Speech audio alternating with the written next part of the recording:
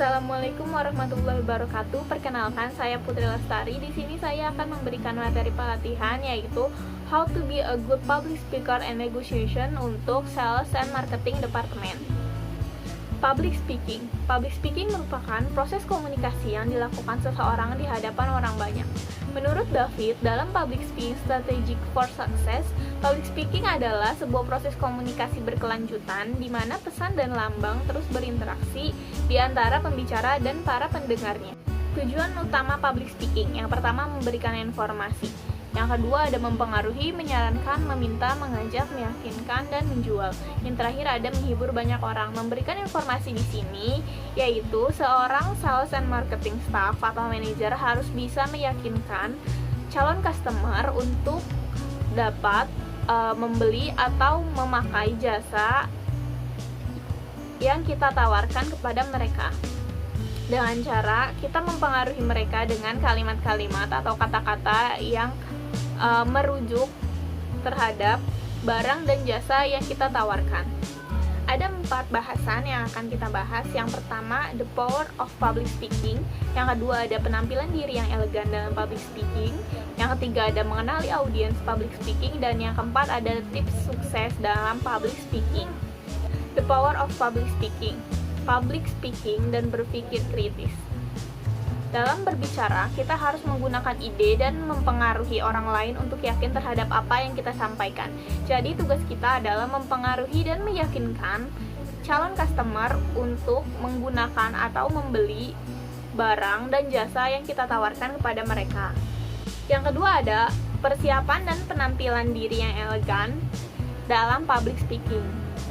Sini ada tagline, berikan kesan terbaik terhadap customer. Maksudnya adalah ketika kita akan menemui calon customer, seorang sales and marketing staff harus bisa menempatkan diri dan memposisikan dengan siapa mereka akan bertemu dan berbicara. Cara berpakaian dan berpenampilan merupakan yang utama karena dari cara berpakaian dapat meyakinkan calon customer terhadap apa yang akan kita tawarkan. Penampilan juga harus disesuaikan dengan siapa dan kapan kita bertemunya. Jadi penampilan juga harus diperhatikan dari mulai pakaian dan penampilan wajah. Yang ketiga ada mengenali audiens public speaking.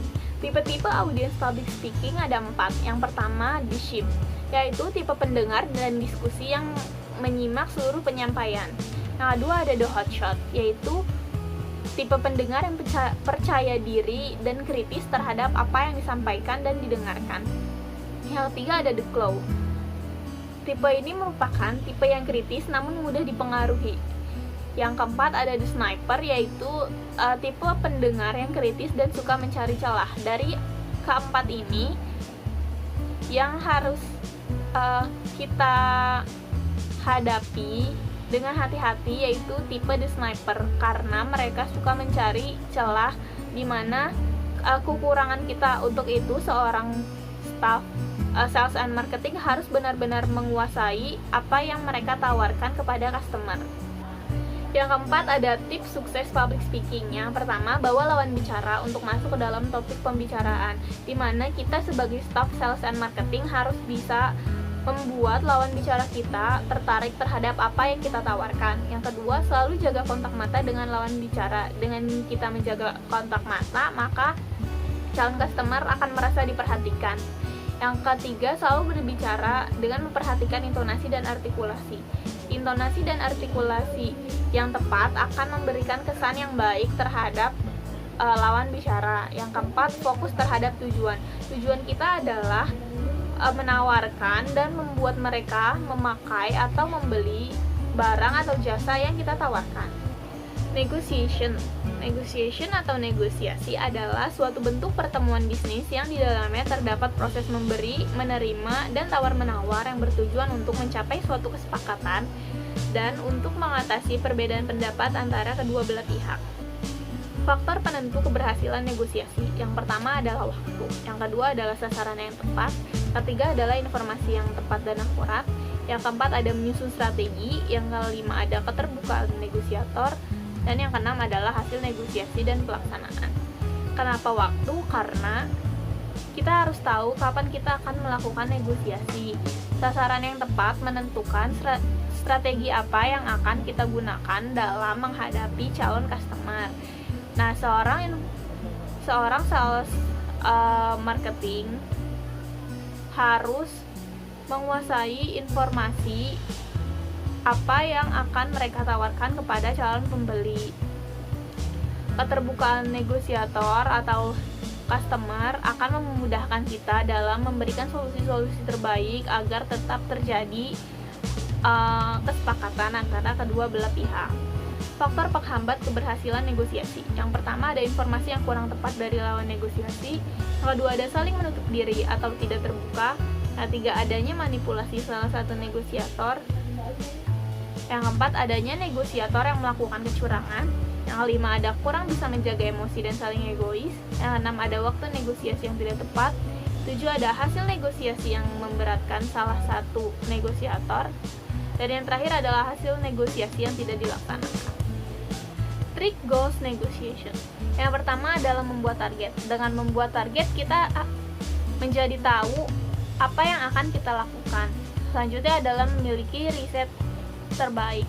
Dengan adanya riset, kita tahu harus seperti apa menghadapi calon customer kita dan seperti apa mereka dalam menjalankan kesepakatan. Selanjutnya ada tujuan negosiasi. Tujuan negosiasi merupakan win-win solution untuk kedua belah pihak, sehingga dalam negosiasi kita harus mencapai suatu kesepakatan yang saling menguntungkan.